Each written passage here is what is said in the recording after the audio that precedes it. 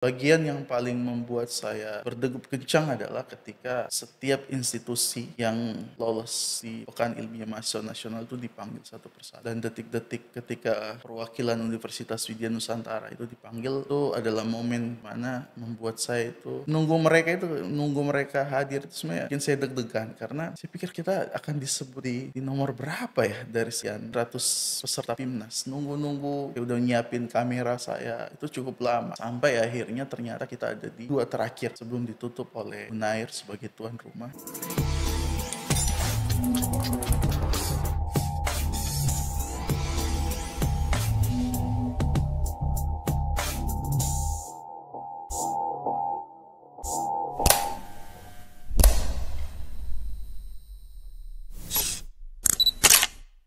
Assalamualaikum warahmatullahi wabarakatuh. Perkenalkan, saya Ahmil. Saat ini menjabat sebagai Wakil Rektor 3 Bidang Kemahasiswaan di Universitas Widya Nusantara.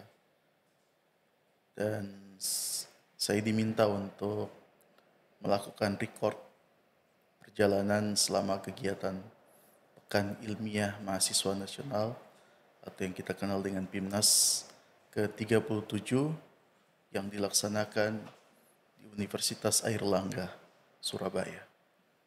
Bisa ceritakan Pak bagaimana perjalanan kemarin, pengalamannya dari mulai persiapan, keberangkatan sampai kegiatan selama di Surabaya. Baik, terima kasih. Kegiatan Pekan Ilmiah Mahasiswa Nasional ini adalah kegiatan yang memang sudah kami nanti-nantikan sejak tahun 2019. Karena PIMNAS ini adalah kegiatan terbesar, termewah, tersulit untuk bisa lolos ke sana, dan sangat diunggulkan sekali oleh kampus-kampus se-Indonesia. Sehingga kemudian ketika kami ditetapkan sebagai salah satu peserta untuk berkompetisi di PIMNAS ke-37, itu ada rasa bangga, ada rasa excited yang luar biasa sebenarnya yang kami rasakan. Sehingga itu mempengaruhi perjalanan kami. Di hari pertama ketika kami memutuskan untuk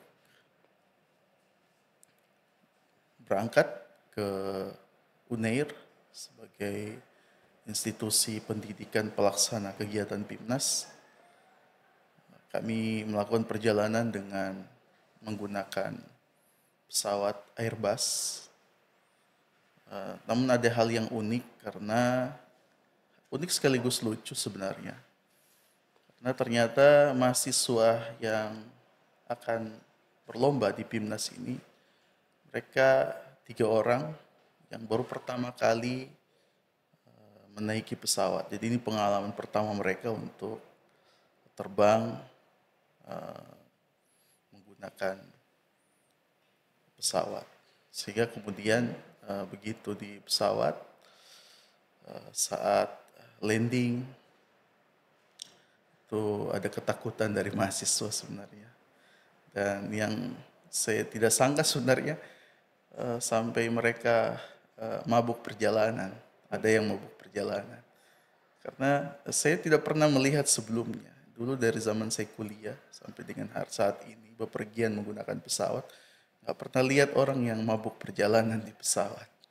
Mungkin pernah lihat cuma di televisi. Saya pikir itu hanya settingan televisi saja.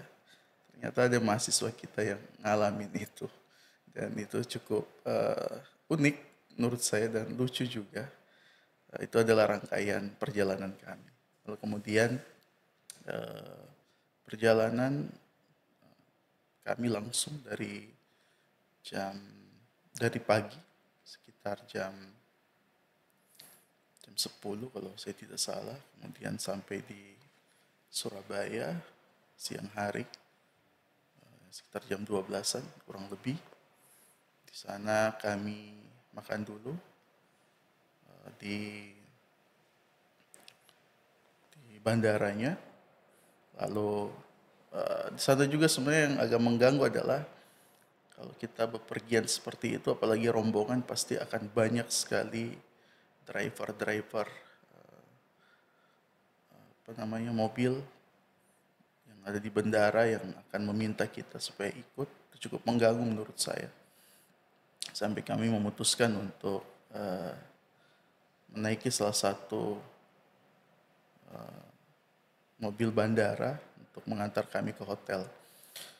Hotel juga kami memilih hotel yang terdekat, tidak terlalu jauh dari kampus pelaksana di UNER. Karena sentral kegiatan PIMNAS itu dilaksanakan di UNER kampus C, karena kebetulan UNER itu punya 3 kampus, ada A, B, dan C. Dan pusatnya ada di kampus C. Di kampus C ini pelaksanaan PIMNAS itu dilaksanakan. Nah, hotel tempat kami menginap itu di kampus sebenarnya lebih dekat dari kampus A-nya saja. Ya, bisa jalan kaki sekitar beberapa ratus meter saja. Dan alhamdulillahnya sebenarnya teman-teman di kemahasiswaan memilih hotel yang menjadi pusat dari kuliner sebenarnya di Surabaya.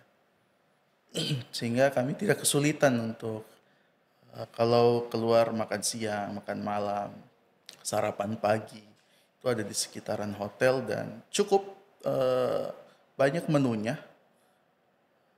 Kita tinggal memilih, ada berbagai macam menu yang kita inginkan, ada nasi goreng, ada nasi kuning, ada nasi kebuli, ada rawon yang menjadi ciri khas Surabaya, ada berbagai macam lah, tinggal kita memilih. Cuman memang buat kita yang ada di Sulawesi, kesulitannya adalah ketika menyesuaikan selera.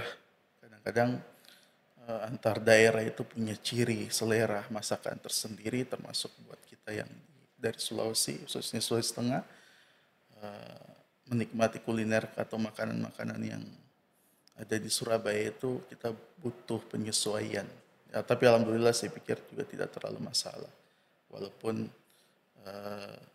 saya sendiri sebenarnya pada saat berangkat itu dalam keadaan tidak terlalu sehat, cuman karena ini adalah kompetisi yang sudah kita nantikan, bahkan saya sudah mendengar bagaimana kemegahan PIMNAS sebelumnya, sehingga kemudian saya memaksakan diri untuk ikut. Karena pada waktu itu saya sementara diare, bahkan malam pertama ketika kita makan malam itu saya masih merasakan itu.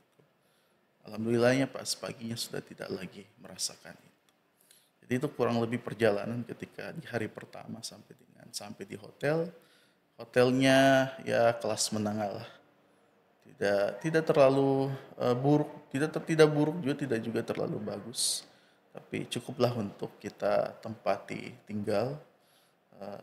Saya juga meminta agar supaya tidak dieksklusifkan, walaupun saya mungkin bisa saja memesan kamar sendiri, tapi saya memilih untuk bersama-sama dengan Pak Suaib sebagai dosen pendamping dan Pak Wendy sebagai penanggung jawab kegiatan agar supaya bisa saling berinteraksi. Begitu juga mahasiswanya agar tidak diinapkan di kamar masing-masing, tapi mereka digabung saja agar supaya mereka bisa berdiskusi, menyiapkan kegiatan atau perlombaan PIMNAS ini menjadi lebih baik lagi. Walaupun memang dari awal saya menyampaikan bahwa kompetisi pertama kita di PIMNAS ini kita nothing tulus saja. Kita tidak berharap kita mendapatkan gelar atau mendapatkan medali. Bahkan menurut saya agak aneh kalau kita di awal-awal seperti itu langsung mendapatkan medali. Sehingga kemudian juga supaya tidak membebani adik-adik mahasiswa, karena ini pengalaman pertama mereka untuk ikut berkompetisi, apalagi di level kompetisi yang sangat bergengsi dan besar yang sebagaimana saya sampaikan di event Pekan Ilmiah Mahasiswa Nasional ini. Selama di sana ada orang yang Bapak kenal ketemu gitu di eventnya? Ya, di hari kedua kami ketika sampai di Surabaya, kita pada saat itu di hari Senin, kita melaksanakan registrasi face recognition, ya, cukup canggih juga. Saya mungkin baru pertama kali melihat ada kegiatan yang menggunakan face recognition itu selama registrasi, sehingga kemudian kita bisa langsung kelihatan, nggak perlu nulis nama lagi, bisa langsung kelihatan wajah, nama, dan asal institusinya dari mana. Selama di sana awalnya nggak ketemu siapa-siapa sampai saya lagi duduk, lagi menunggu giliran registrasi untuk Universitas Widya Nusantara. Tiba-tiba ada Pak Suherman, punggawa Belmawaristek Dikti yang selama ini membangkitkan mimpi-mimpi besar kita. Saya ingat sekali di 2019 itu Pak Suherman memberikan materi, memberikan pelatihan pada kami, pada kita semua mahasiswa, dan juga menyemangati kita agar supaya bisa tampil di PIMNAS. Alhamdulillah hanya dalam waktu 5 tahun kita bisa mencapai tahapan itu atau level itu. Dan saya tidak menyangka beliau menegur, padahal saya lagi duduk membelakangi. Dia kenal, saya cukup kaget, berdiri lalu kemudian menyalami beliau. Selama di registrasi itu sebenarnya tidak mengenal beberapa orang saja, tapi selama kegiatan akhirnya ketemu dengan beberapa pimpinan-pimpinan perguruan tinggi seperti Pak Gatot di Universitas Ahmad Dahlan, kemudian juga ada Pak siapa lagi namanya? Ada Pak Bobi dari Universitas Negeri Makassar, ada Pak Munawir juga dari Universitas Islam, Umi dari Umi Muslim Indonesia ya, dari Universitas Muslim Indonesia. Juga ada Pak Dadang kalau saya tidak salah namanya dari dari Institut Pertanian Bogor.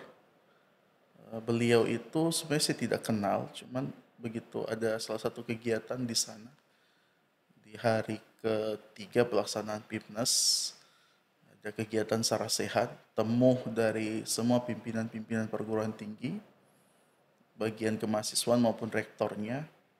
Kita ketemu di situ. Oh sorry, bukan Pak Dadang tapi Pak Ujang dari Institut Pertanian Bogor. Beliau memperkenalkan diri. Ketika saya sebut bahwa saya dari Palu, dia cukup bersemangat cerita tentang, oh istri saya orang Palu Pak. Oh ternyata istri beliau orang Palu. Beliau kenal betul Palu itu. Awalnya beliau mengira saya dari Universitas Tadulako, lalu saya perkenalkan dari Universitas Widya Nusantara. Beliau ternyata tahu lokasi WN ini di mana dan banyak bercerita. Kemungkinan juga kita akan mengundang beliau dalam kegiatan-kegiatan berikutnya untuk persiapan abdi daya kita ini. Jadi memang selama di sana cukup ketemu dengan beberapa orang penting dan juga rekanan-rekanan dari kemahasiswaan lain. Bagaimana menurut Bapak kegiatan kemarin? Wah itu kegiatannya sangat meriah sekali. Sayang Pak Rektor tidak ikut di kegiatan itu karena di pembukaan saja sendiri itu ya masuknya kita pakai face recognition. Setelah masuk diatur dengan saya nggak tahu gedung aula ACC itu gedung diperuntukkan untuk apa, tapi ada tribunnya sehingga kemudian perwakilan-perwakilan dari berbagai institusi perguruan tinggi yang lolos PIMNAS yang kurang lebih 182 ya atau 183 institusi atau sekitar 500-an kelompok itu ada semua, mereka di tribun penonton, dan saya sebenarnya mewakili pimpinan perguruan tinggi itu ada di VIP di meja depan atau di kursi depan, lalu kemudian ada Pak Suaib juga sebagai dosen pembimbing di area tersebut, juga ada Pak Wendy sebagai ofisial dari atau pimpinan kegiatan PIMNAS untuk Universitas Widya Nusantara juga ada di situ.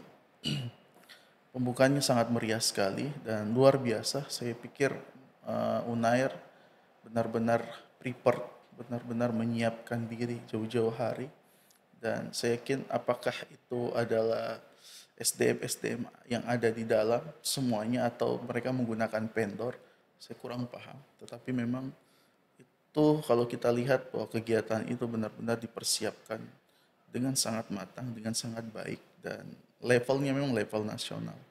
Sehingga ketika kita hadir di saat bersama-sama untuk menyaksikan di pembukaan saja, itu benar-benar auranya, aura ya, kemegahan yang kita dapatkan. Ada orkestra yang tampil, ada tarian yang dibawakan oleh UKM-UKM Universitas Airlangga, lalu kemudian ada paduan suaranya, ada pembawa acaranya yang juga dilatih dari duta universitas, sangat megah. Dan bagian yang paling membuat saya berdegup kencang adalah ketika setiap institusi yang lolos di Pekan Ilmiah Mahasiswa Nasional itu dipanggil satu persatu. Dan detik-detik ketika perwakilan Universitas Widya Nusantara itu dipanggil, itu adalah momen di mana membuat saya itu nunggu mereka hadir itu sebenarnya bikin saya deg-degan karena saya pikir kita akan disebut di nomor berapa ya dari sekian dari sekian ratus peserta PIMNAS. Nunggu-nunggu saya udah nyiapin kamera saya itu cukup lama. Sampai akhirnya ternyata kita ada di dua terakhir sebelum ditutup oleh Unair sebagai tuan rumah. Saya nggak tahu, awalnya saya nggak tahu itu kenapa kita ada di urutan tersebut sebenarnya. Apakah karena kita adalah peserta baru? Ternyata belakangan baru saya tahu karena memang inisial kampus kita Widya, sehingga kemudian kita dikasih di urutan di akhir. Dan momen ketika dipanggil Universitas Widya Nusantara itu nggak bisa tergambar ya perasaannya. Ada rasa bangga, ada rasa merinding, ada rasa deg-degan ketika nunggu-nunggu itu. Dan ada rasa kepuasan yang tidak bisa diceritakan ketika kemudian bendera Universitas Widya Nusantara dengan perwakilan dari mahasiswa kita dan juga nama kita disebut, disaksikan oleh kampus-kampus besar. Makanya saya sampai nulis status di situ, terselip di antara para raksasa. Para raksasa ya kampus-kampus besar yang selama ini sudah berkompetisi di Pekan Ilmiah Mahasiswa Nasional selama 37 tahun dan kita hadir di tahun ke-37. Dan saya langsung flashback dengan perjuangan-perjuangan yang selama ini dilakukan oleh semua stakeholder di kampus, khususnya teman-teman di kemahasiswaan. Tapi sebenarnya kita nggak boleh cuma mengklaim ini adalah prestasi kemahasiswaan, tapi ada banyak orang yang ada banyak bidang yang terlibat di dalamnya. Cuma kebetulan saja kegiatan ini ada di bawah kemahasiswaan sehingga kemudian terkesan bahwa ini adalah prestasi kemahasiswaan. Nah, cuman saya flashback di situ karena memang bagaimana perjuangannya Pak Wendy, bagaimana perjuangannya Jalal, Gazi, teman-teman di kemahasiswaan, termasuk di teman-teman kemahasiswaan Prodi yang berganti-ganti, ya, di Prodi Gizi, di Prodi Keperawatan, ada Pak Arul dulu, ganti Pak Ardin, ada Pak Suaib, di Gizi ada Pak Lilik, sekarang ada Ibu Tita, kemudian di Prodi Kebidanan dulu ada Ibu Arini, lalu ganti Ibu Mutmainah. Semuanya semuanya berkontribusi karena memang selama proses kita lolos PIMNAS itu memang itu proses yang tidak gampang, yang memang sudah kita mulai dari 2019, mimpi-mimpi besar itu. Tapi menurut saya yang harus diberikan apresiasi terbesar adalah Julio. Sayang banget Julio tidak hadir. Melalui kesempatan ini, terima kasih Julio atas perjuangannya. Bahkan ketika Julio sudah di IPB, dia masih tetap membantu kita dari jarak jauh. Saya sangat berharap sebenarnya ketika di Surabaya itu Julio hadir. Dan kesan terbesar saya itu sebenarnya untuk di pembukaan, lalu di kegiatan juga luar biasa sebenarnya.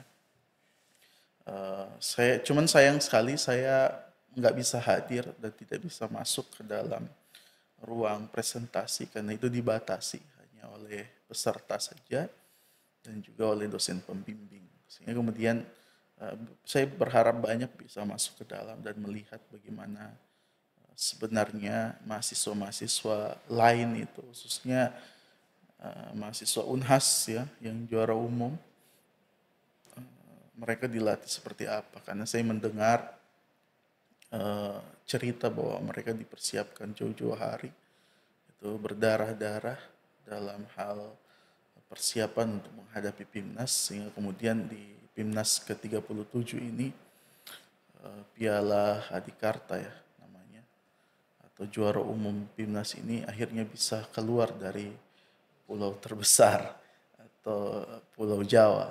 Akhirnya di bawah ke Pulau Sulawesi, walaupun kita ada berbeda kampus dan juga di Sulawesi Tengah, tapi mewakili Pulau Sulawesi itu adalah sebuah kebanggaan besar. Mudah-mudahan bisa menular di situ.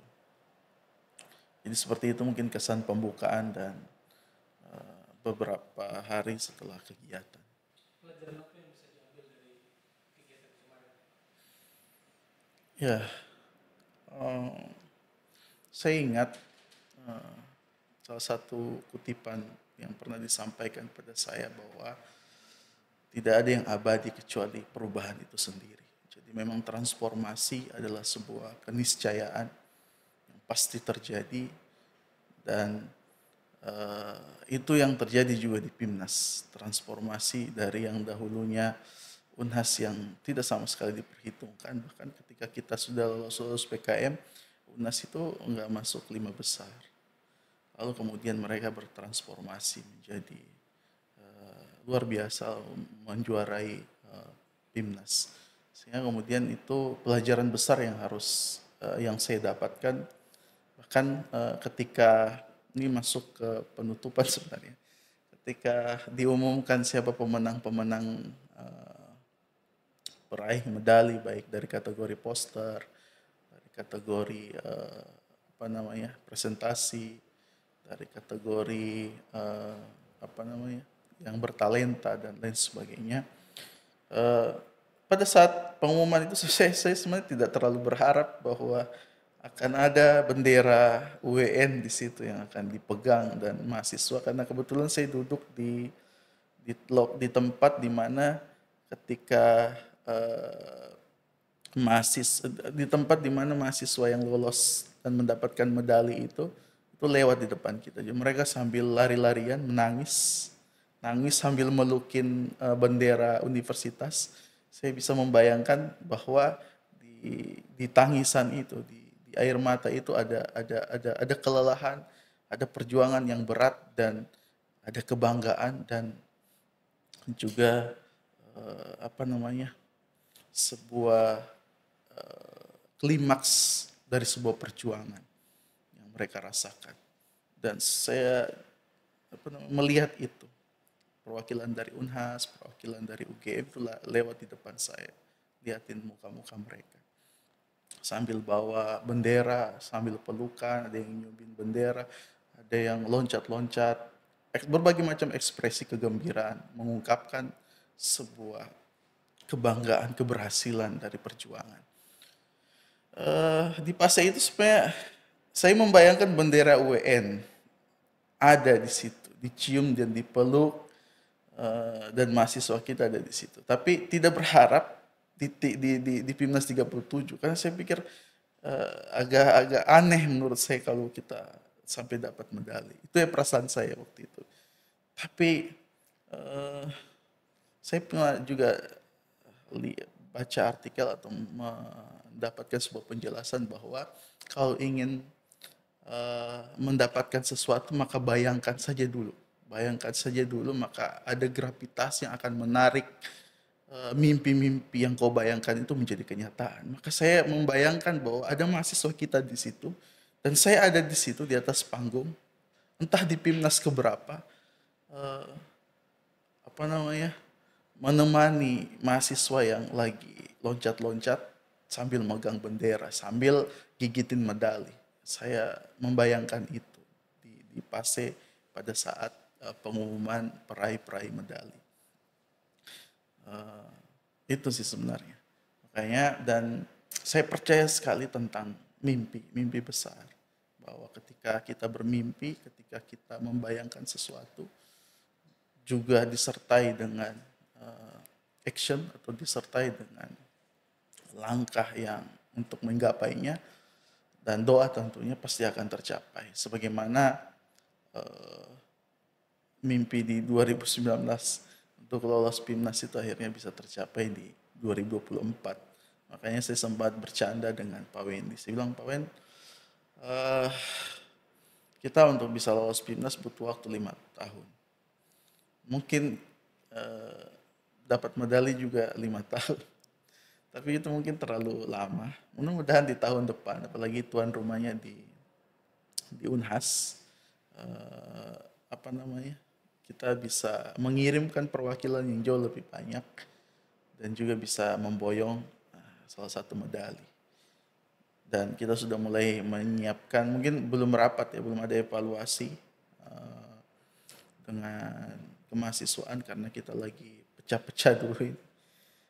Hari ini ada perwakilan mahasiswa kita bersama dengan Pak Suhaib lagi sebagai dosen pembimbing dan Bapak Jalaluddin Sakti yang berkompetensi di KMI Expo dan mereka di kemahasiswaan jadi masih konsen di sana. Juga Pak Wendy lagi menyiapkan perwakilan ya karena beliau sebagai dosen pendamping untuk mahasiswa yang akan berangkat ke Bali untuk kompetisi Abdi Daya. Dua penyelenggaraan. Jadi 2024 ini kita panen prestasi sebenarnya karena tiga-tiganya kalau KMI Expo tahun lalu mungkin kita bisa lolos walaupun kita nggak datang. Tapi tahun ini kita lolos kembali dibarengi dengan Abdi Daya untuk pertama kalinya juga PPK Ormawa kita bisa lolos sampai ke Abdi Daya dan juga PKM kita bisa lolos ke PIMNAS. Jadi masih konsentrasi di situ, sehingga kemudian kita belum bisa melakukan evaluasi tentang kerja-kerja berikutnya yang harus kita siapkan untuk bisa meraih medali. Tetapi secara pribadi sebenarnya saya sudah menyusun beberapa hal yang harus kita lakukan untuk apa namanya, minimal bisa dapat medali lah dari kontingen kita yang bisa lolos PIMNAS. Di antaranya memang kemarin itu karena perlombaan poster cukup banyak juga memberikan medali kepada para peserta PIMNAS. Saya bilang, Pak Wen, Pak Suhaib, tolong poster-posternya ini kita foto. Kita foto lalu kemudian kita lihat kira-kira mana yang dapat medali terus di mana keunikannya. Karena memang cuman memang pada saat kita foto itu sangat banyak sekali. Bayangkan ada sekitar 500-an lebih kelompok, berarti ada sekitar 500-an lebih poster yang ada terpampang di aula poster itu.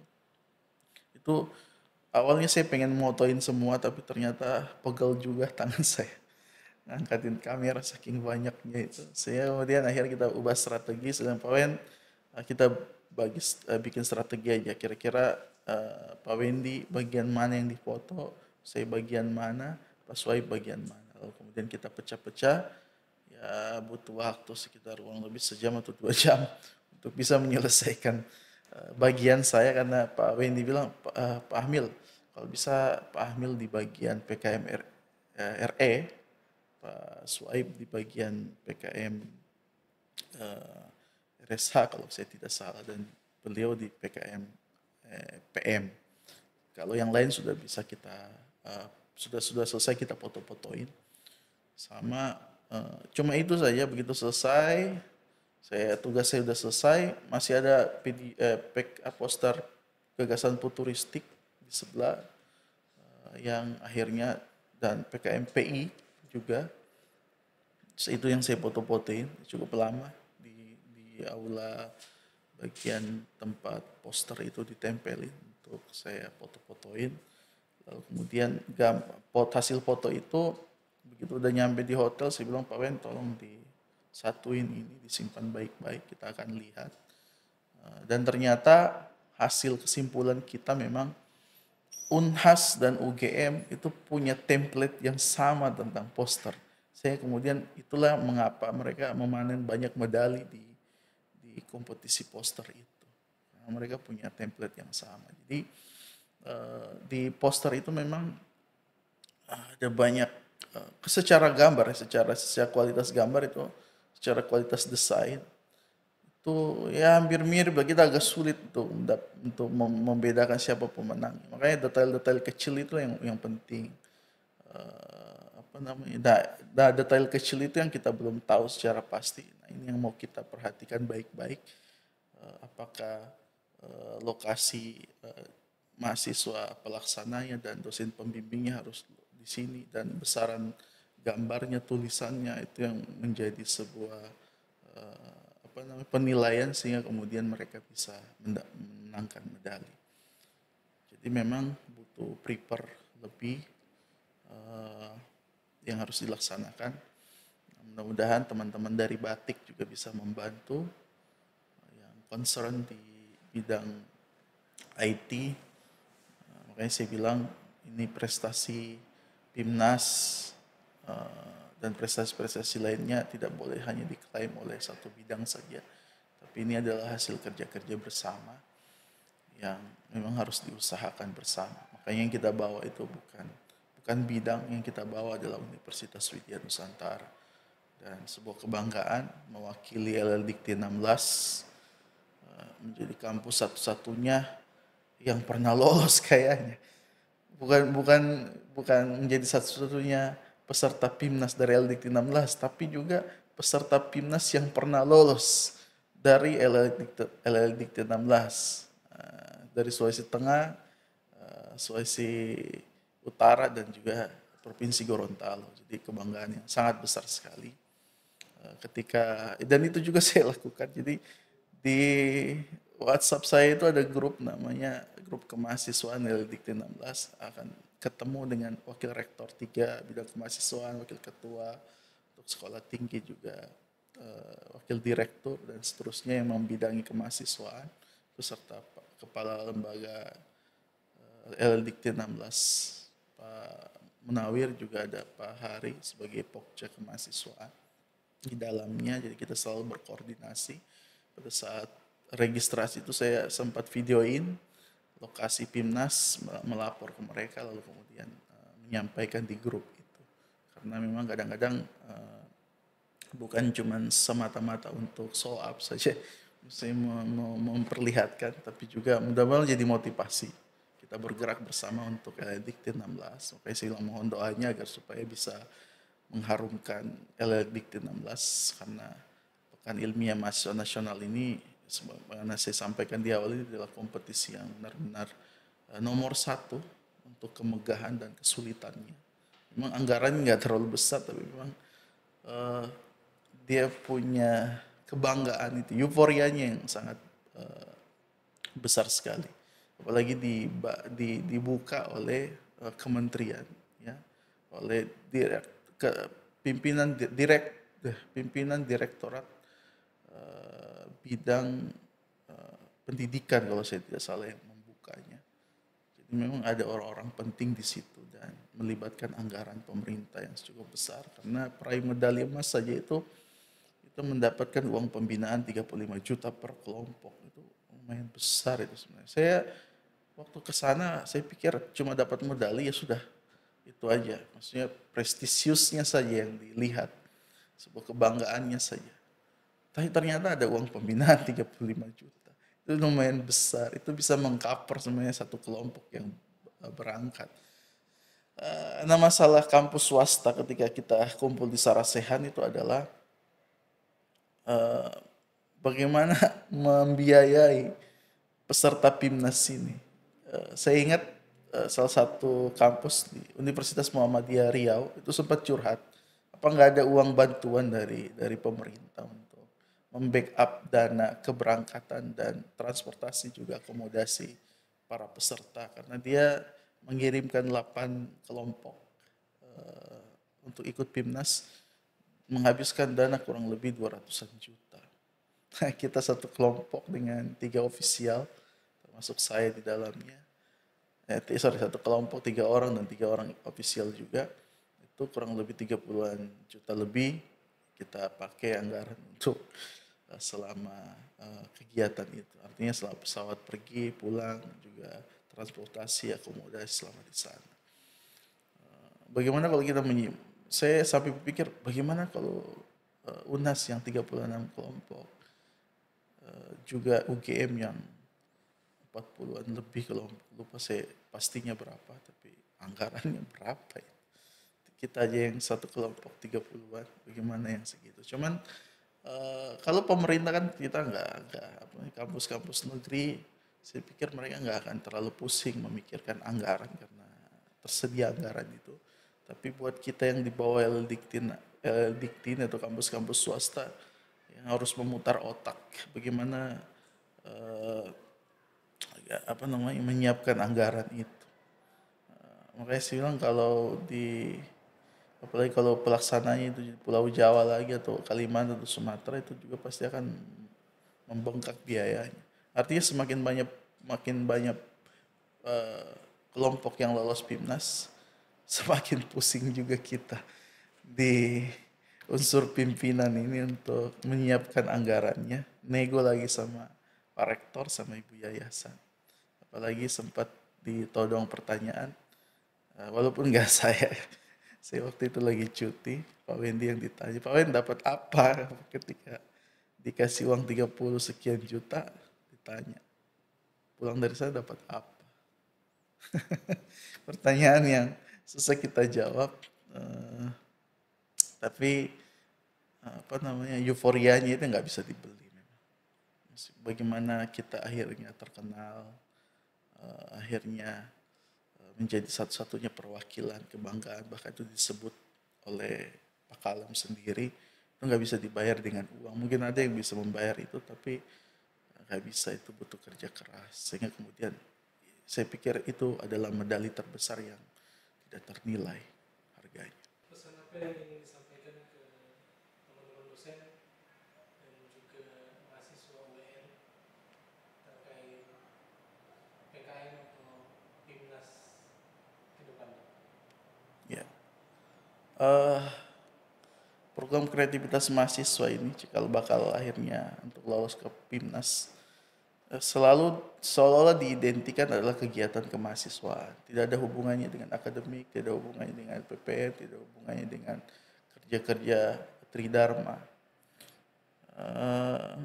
Sebenarnya nggak boleh, pemahaman itu yang salah. PKM, PIMNAS, dan kegiatan-kegiatan perlombaan lainnya itu adalah kegiatan kita bersama. Bahkan itu juga masuk ke dalam unsur penunjang di sister buat kita yang ingin naik golongan. Dan nggak ternilai sebenarnya pengalaman itu. Pak Swaib aja yang yang tadinya tidak berekspektasi lebih itu jadi bersemangat. Beliau sampai bilang tahun depan, bahasanya, tahun depan akan saya siapkan dengan baik sekali mahasiswa. Setelah dia merasakan bagaimana taste-nya, bagaimana rasanya itu menghadiri PIMNAS. Jadi ini mudah-mudahan buat semua dosen di Universitas Widya Nusantara bisa bersemangat untuk membimbing kelompok, karena ini yang jadi masalah setiap tahun, karena hanya sedikit saja dosen yang tertarik untuk menjadi pembimbing di program PKM, sehingga kemudian kita termasuk saya yang seharusnya secara struktural tidak harus lagi membimbing ya, tetapi saya harus dikasih bimbingan sampai 10 kelompok, artinya sampai batas maksimal. Begitu juga teman-teman yang lain, Pak Wendy juga begitu, Pak Suaib. Padahal sebenarnya kalau boleh ini kita bagi rata, semua dosen bisa berkontribusi menjadi pembimbing di program PKM dan mudah-mudahan bisa lolos PIMNAS dan disiapkan jauh-jauh hari memang. 7 hari, dan saya saja yang terbiasa ikut kegiatan-kegiatan pemerintah, kegiatan-kegiatan yang besar lainnya, tapi itu cukup, maksudnya selama mengikuti kegiatan, mungkin kegiatan PIMNAS itu yang bikin saya wow, luar biasa, amazing, mungkin bahasa bahasa bahasa gaulnya atau bahasa Inggrisnya kayak gitu. Jadi itu mudah-mudahan bisa dirasakan oleh semua kita, apalagi buat teman-teman dosen, merasakan itu. Dan kebanggaannya itu nggak bisa dilukiskan sebenarnya. Bahkan saya itu duduk tepat di belakangnya Prof. Andi, profesor dari Unhas yang profesor muda, yang mungkin seumuran dengan kita, baru 30-an sudah jadi profesor, dan dia salah satu juri. Dan saya dengar dari Bu Iin, beliau itu adalah penggerak utamanya PKM dan PIMNAS di Universitas Hasanuddin. Berarti usaha-usaha beliau itu yang bikin UNAS satu-satunya, maksudnya usaha bersama mereka, tapi motor penggeraknya di Prof. Andi, yang bikin apa namanya, Unhas itu bisa menjadi juara umum. Saya lihat ketika setiap mahasiswa perwakilan dari Unhas itu mendapatkan medali atau diumumkan, dipanggil ke atas podium atau ke atas panggung untuk mendapatkan penghargaan, saya lihat Prof. Andi itu jingkrak-jingkrak, dia loncat-loncat serta dengan kolega yang lain dari UNAS. Itu membuktikan bahwa orang semacam dia saja yang sudah punya pengalaman di luar negeri, lulus PX di luar negeri, jadi profesor, sering dapat penghargaan. Bahkan saya baca profil beliau itu sebagai peneliti yang berpengaruh juga di tingkat internasional. Tapi dia sangat excited sekali ketika membimbing mahasiswa. Tahun lalu saja dia punya 10 kelompok, 10-10-nya dapat, 10-10-nya lolos PKM. Tahun ini 5 kelompok yang beliau pegang itu lolos PIMNAS, dan 5-5-nya dapat medali. Itu kan sebuah prestasi yang luar biasa. Ya, kita tidak berharap mungkin dapat medali, tapi minimal atas kontribusi kita memajukan anak-anak bangsa, kemudian kita bawa mereka untuk melihat dunia Indonesia dari sisi yang lain, lalu kemudian melihat melihat kompetisi itu sebuah pengalaman besar buat mahasiswa kita, sehingga kemudian itu tidak ternilai harganya. Itu buat dosen. Buat mahasiswa, ini saya sempat nanya-nanya 3 orang mahasiswa kita, ada Indri, ada Arum, sama ada Farah, bagaimana perasaannya. Entahlah, maksudnya kalau mau dinanya semalaman itu nggak habis-habis topiknya tentang PIMNAS itu untuk ditanyakan kepada mereka. Segitu luar biasanya kegiatan ini. Apalagi buat mereka yang ini pengalaman pertama mereka keluar. Saya nggak tahu apakah pengalaman mereka keluar kota yang jauh, karena katanya baru pertama kali naik pesawat. Mungkin pengalaman lain, apalagi di sana mereka diwawancarai sama anak-anak Unair, mahasiswa Unair, karena dianggap mahasiswa berprestasi.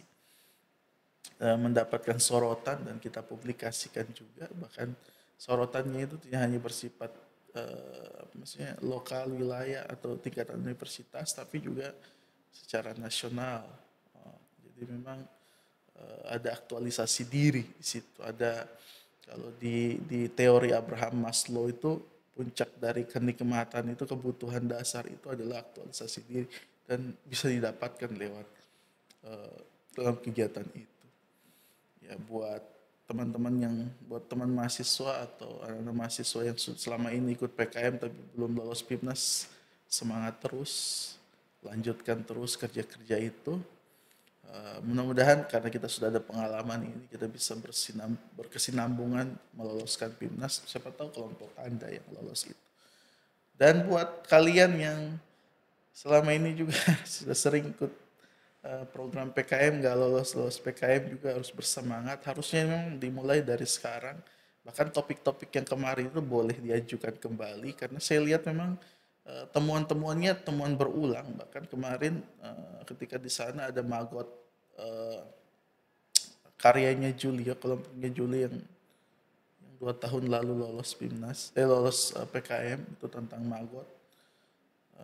Juga lolos lagi tahun ini. Tapi ada yang menarik yang kami simpulkan dengan Pak Wendy bahwa coba sasarannya selama ini kan sasaran kita selalunya ibu rumah tangga. Padahal sasaran yang bagus itu ternyata adalah kelompok-kelompok rentan, lansia, balita, ibu hamil, kemudian orang-orang yang berkebutuhan khusus. Coba difokuskan mitranya adalah mereka-mereka ini. Jadi kayaknya mendapatkan perhatian yang sangat khusus kalau memang mitra kita adalah kelompok-kelompok rentan. Bahkan ada salah satu PKM RSH itu yang saya baca tentang, itu menarik buat saya karena ini kejadian nyata di nasional, di masyarakat tentang perkosaan incest. Jadi dia meneliti tentang kejadian perkosaan incest, pencabulan incest atau perkosaan incest, yang metodologinya apa itu saya baca sampai habis. Menurut saya itu agak menarik kan, itu fenomena yang ada di masyarakat dan anak-anak itu adalah salah satu kelompok yang sangat rentan, dan yang cukup membuat mata terbelalak itu adalah pelaku kejahatannya itu atau pelaku pencabulannya itu justru adalah orang tua kandung. Makanya coba tema-temanya yang memang sesuatu yang mungkin dianggap tabu, tapi itu terjadi di masyarakat, bisa kita angkat. Dan tahun ini terobosan yang mau juga kita buat adalah mengundang Prof. Andi dari Unhas itu untuk jadi pemateri kita, karena saya lihat beliau itu concern sekali ke PKM riset eksakta maupun riset RSH. Artinya sebuah PKM yang tidak pernah kita lolosi selama ini, bahkan oleh Pak Suherman dibilang itu sudah dikapling sama kampus Jawa. Nah, ini maksudnya UNAS membuktikan bahwa Sulawesi bisa. Kenapa kita yang sama-sama makan nasi, saya pikir makanan pokok kita antara anak Makassar dengan anak Palu itu sama saja. Kita nggak bisa kita nggak bisa lolos itu, pasti kita bisa. Apalagi saya lihat riset-riset yang dilakukan oleh teman-teman kebidanan, saya lihat banyak sekali mengajukan proposal PKM riset, saya lihat. Cuma memang secara substansi bagus sekali. Ya. Masalah utamanya satu saja, hanya tidak lolos tahap pertama, yaitu panduan. Ini yang memang kesalahan karena manajemen waktu yang kurang bagus. Harusnya jauh-jauh hari sudah disiapkan. Tidak apa proposal yang tidak lolos tahun lalu kita modifikasi kembali, mungkin teorinya lebih dibaharkan lagi. Lalu kemudian kita periksa dari sekarang untuk menghasilkan yang bisa lolos tahap pertama dan bisa lolos PKM dan mudah-mudahan bisa lolos PIMNAS. Jadi itu pesan saya buat semua mahasiswa, apalagi untuk mahasiswa baru, ayo berprestasi bersama, ayo ikut PIMNAS dan rasakan sesuatu yang mungkin akan kau ceritakan selama seumur hidup. Seperti itu. Oke. Terima kasih Pak Amin. Oke. Ada lagi kira-kira yang mau dibagi dari pengalaman di Dinas? Itu saja kayaknya. Sesuatu yang tidak digambarkan. Mungkin kalau udah selesai tag video ini masih mungkin pas saya di ruang, kenapa nggak ceritain lagi? Kenapa nggak ceritain lagi? Karena banyak hal yang bisa kita ceritakan di PIMNAS ini. Sesuatu yang kita tidak dapatkan selama ini akan kita dapatkan di sana. Oh iya, satu hal lagi saya pikir. Kesan saya ketika di sana itu, ketika di ruang poster, di ruang PIMNAS, di ruang pengumuman, penutupan, saya merasa bahwa masa depan Indonesia itu menjadi sangat cemerlang. Cuma sayangnya kalau dipresentasikan jumlah anak-anak PIMNAS, anak-anak PKM itu secara jumlah masyarakat secara besar mungkin 0,0000 sekian. Kita butuh persentase yang jauh lebih besar, mungkin 2%. Seandainya 2% kecemerlangan PIMNAS itu ada di anak-anak muda kita, kita bisa melampaui negara-negara besar. Gitu. Karena kalau lihat dorong punya karya-karya itu, saya sampai berpikir, ini kayak topik disertasi nih. Kok bisa topik disertasi bisa apa namanya, bisa dibawakan oleh mahasiswa yang sarjana aja belum mereka. Artinya memang kita secara sumber daya manusia itu tidak kekurangan. Tapi bagaimana sumber daya manusia ini menjadi jauh lebih banyak. Karena perubahan itu butuh diusung oleh orang-orang yang mau berubah dan dalam jumlah yang banyak. Seperti itu.